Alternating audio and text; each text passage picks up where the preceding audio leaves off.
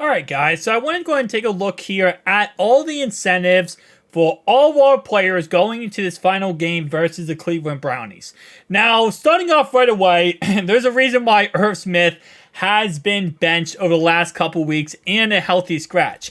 And at first I thought, well, maybe it's because of the fact that we get Tanner Hudson the ball more, but then I kind of realized, no, there's actually another reason.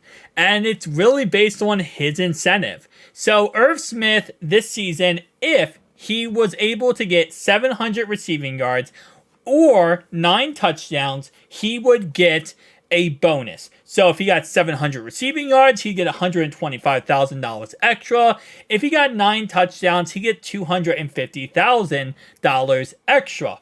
Now, of course, going into the last 4 games of the season, 700 receiving yards is actually not that difficult, but it's actually very doable. And I think that what we kind of did there was said, hey, listen, we like Tanner Hudson better. We like Drew Sample better. So while, yes, maybe Irv Smith gives us a better chance to win out while he's out there, because he hasn't really been playing that good this year, why risk the chance of him going out there, putting up that 700 receiving yards, which he still needed, 585 yards. Don't even risk it. And the 8 touchdowns, just make him inactive and not have him out there. And I think that's kind of what we went with it here to save ourselves a potential $375,000 bonus. So kind of more perspective of why we didn't start this guy is we didn't want him to hit his bonus, which, to be honest, I mean, he had, 10 games? No, not 10 games, actually. 13, 14 games to hit it before this point. So I don't really feel too bad for him because it's not like, this was a right now type of thing. Like it was a end of the year type bonus. It was a, dude, you didn't do anything all year long. We're not going to give you extra money just for having a good end of the season.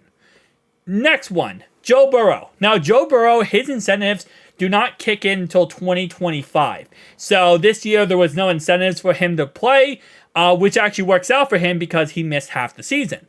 And part of his incentives would have really hurt him if he would have missed half the season. His incentives is from 2025 to 2029, he has to play 65% of the snaps. He also has to get to an AFC championship game, but he does not have to win it. So he just has to play 50% of the championship snaps, does not have to win that championship. He just has to get there and play 50% of the snaps, and he has to play 65% of the snaps from this 4-year period starting 2025. If he does that, he gets a $500,000 bonus. Now, if he does play 65% of the snaps, but he also wins the Super Bowl, and no, he does not get a bonus if he loses one. Just a little side note here.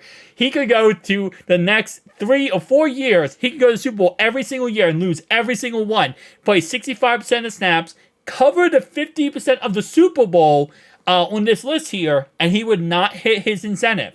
He has to win a Super Bowl.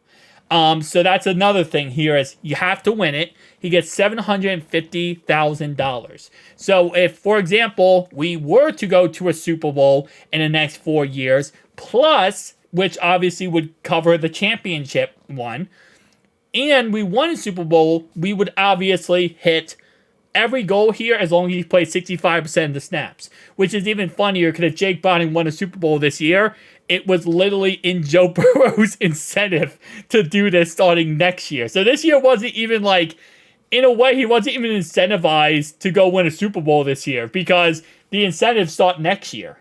So it's kind of weird. I would think he would want to get this year, especially with everything we've had this year with T. Higgins and going into the season, obviously. This would work out before the season started. You would think that he would want to do that. Now, the one player who will be hitting his incentive going into this final game will be Germaine Pratt. Now, Germaine Pratt has to play 70% of defensive snaps for the year. He currently is at 93%. If he does that, he gets $250,000. Now, I don't think, realistically speaking, he could drop below that. I do want to do the math real fast, just, for craps and giggles here. So if he were to go ahead and not play this last game completely, let's say he just missed this last game. Well, that could put him at 1,100 snaps divided by 950. 950 divided by 1,100. 86%. So even if he missed this last game of the season, he didn't play against the Browns, he would still be at 86% of the snaps. He doesn't really have to play this last game. He will be playing, but he doesn't have to in order to hit his incentive bonus. The next one we have here is Josh. Now, Josh has to play 45% of the snaps, and he gets $125,000. Problem is, he's only played 25% of the snaps. And even if he were to, for example, play every single snap in this next game, and he did hit 100%, which is very, very unlikely, he would still be at a percentage of 31.7%. So he could go up almost 6-7%, but it doesn't hit his incentive of being at 45%. So he's most likely not going to hit that. Now, keep in mind, he is also a free agent at the end of this year. So this would have been a nice little bonus for him. And even with DJ Reader going out, still did not hit the percentage that he needed. Going down this list here, we have two final players. It's going to be Alex Kappa and it's going to be Cheeto. Now, Cheeto had an incentive of make the Pro Bowl, and he got $250,000.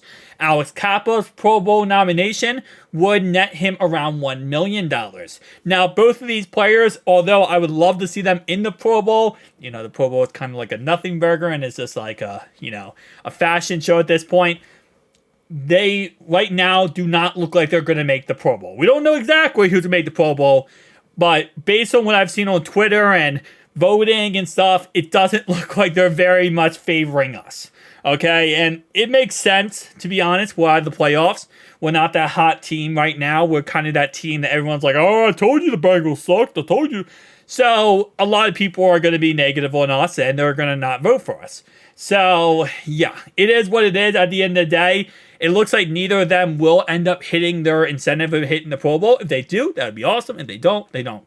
Irv Smith will most likely be inactive on Sunday. I'm not expecting him to be out there inactive, because why would we do that to ourselves at this point? I mean, even though it would be kind of funny to see Irv Smith put up 645 yards and 8 touchdowns versus the Brownies. Sorry, not the Clownies. The Brownies. I would love to see that. They're not going to put him out there and even risk a chance of that happening. Although that would be like the best game of all time. And honestly, that would be a Super Bowl. And again, like I said, Germaine Pratt's going to be the only one who hits it. Germaine Pratt's going to be that guy. He's going to hit his goal. And he's going to get $250,000 after Sunday. So Monday morning, this man's about to get a check for $250K for being an absolute W linebacker for us. But tell me down below your thoughts and opinions, and I'll see you guys next one.